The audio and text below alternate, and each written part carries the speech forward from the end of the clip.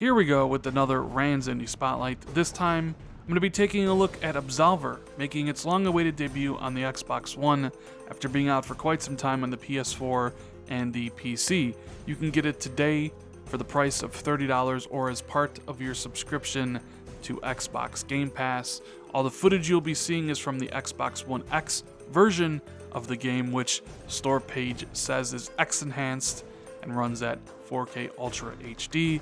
I got some things to say about this game, so let's get into it, shall we? What is going on, guys? Thor 19, man with the million, back again with another video. Once I got that notification that Absolver was an Xbox Game Pass, I queued up the download because I wanted to go through the game, see if it was any good, and let you guys know if you should spend your money or your time downloading this game through Xbox Game Pass. Absolver is a fighting game, but it's not like Street Fighter or Killer Instinct or Mortal Kombat. It's not a 2D fighter where you have to memorize a whole bunch of combos and things of that nature.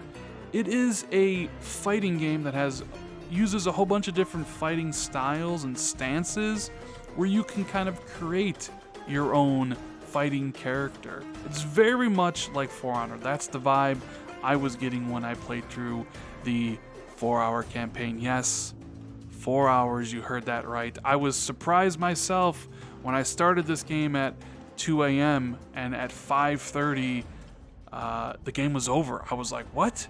3.5 hours? That seems incredibly short.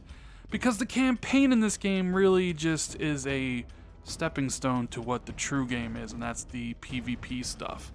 So when you start off the game, they try to connect you to a server. Initially, the servers weren't working, so I played through the campaign by myself. However, when I did finish the campaign, servers were working, and the world was populated with other people. You see, you can play through the game solo, you can invite your friends to play through it in co-op, or you can have one of those journey-like experiences where like people just kind of come in.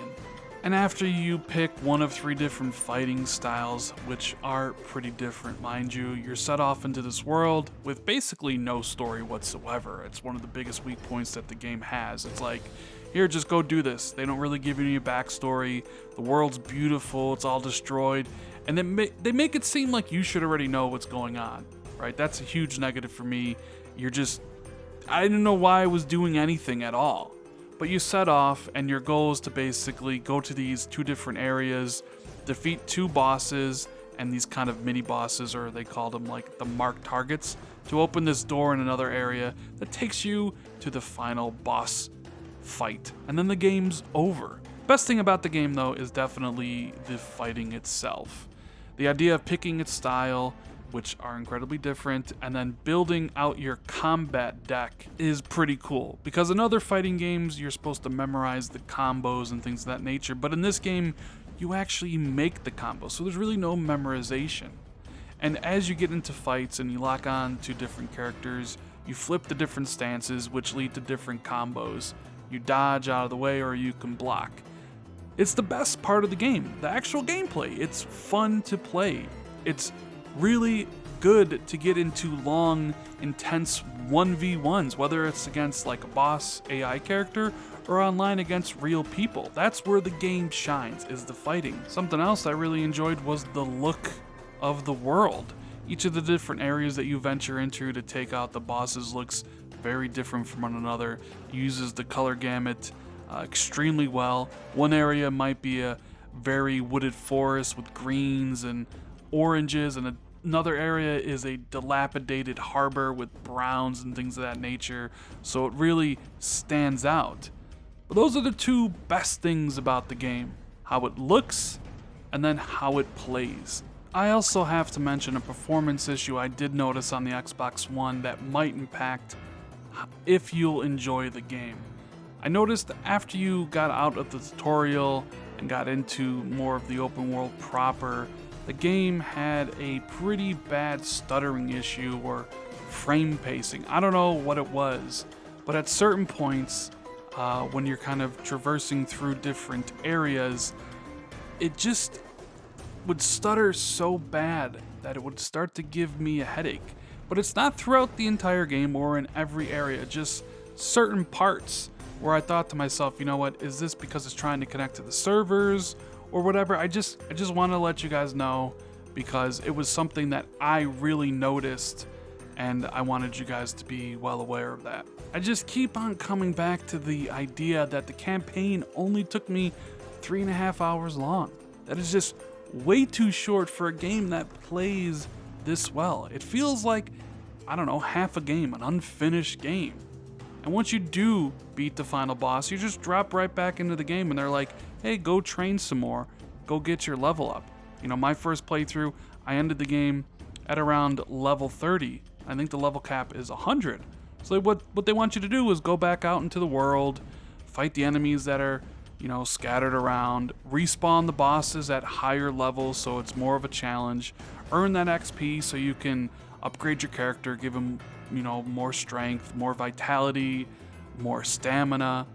Keep on searching the different areas to find the loot stashes so you can get different types of equipment, better customize how slow or fast you want your character to be, and then take your character online, which is fun. I will say the 1v1s are awesome, but after like 10 games I was like, you know what, I don't really need to do this anymore. I've seen enough. There is a 3v3 mode which plays out like territories, but I didn't get to play because, well, there wasn't anybody playing 3v3. I could get into 1v1s just perfectly fine, but no for 3v3. And there is also a PvE mode that you can play with up to 3 other people, and I don't know, it's not that fun either. It's a bunch of procedurally generated rooms you go into. The objective is to kill a certain amount of enemies, move on to the next room, do the same until you get to a boss, and you're collecting gleam to unlock things in the store. It's just, it feels like half a game. And yes, while the gameplay is the best part of the game, the fighting itself, it's fun, I'm just not sure it's worthy of $30. I really wouldn't recommend it for that price unless you are loving what you're seeing on screen here with the fighting game. If you're into For Honor or something like that, you might enjoy this.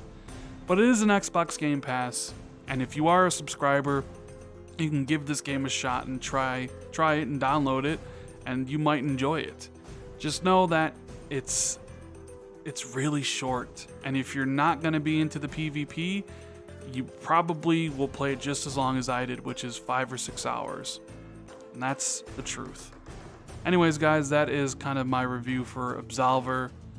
If I were to score it, I'd give it a 6.5. Could have been a lot more. Could have been a 7.5 if they added a story and a reason to keep on playing. Otherwise, at 5 hours, I've done everything I wanted to do in the game. So if you enjoyed the video, make sure you give it a like. Hit that sub button if you're new. Hit the notification bell if you want to be always notified when I drop new content. Thank you guys so much for watching. I greatly appreciate it, and I'll see everybody in the next video. Later, guys.